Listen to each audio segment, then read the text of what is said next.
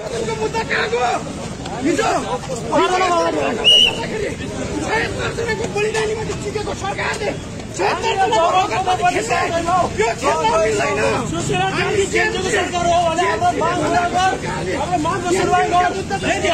राजीनामा दे यो सरकार चेन्जीको भने सुन्नुपर्छ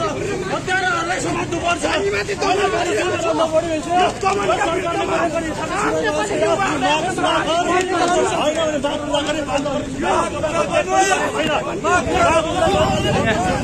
त्यतिखेर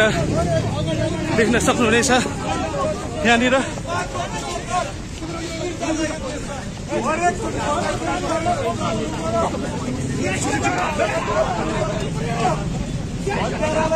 यहाँ देख्न सक्नुहुनेछ सिंहदरबारबाट यसरी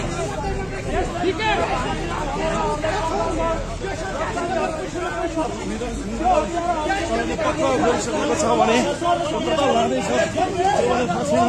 सिंहदरबारबाट पक्राउ गरेर हिँडिरहेको छ 2 जनाको लागि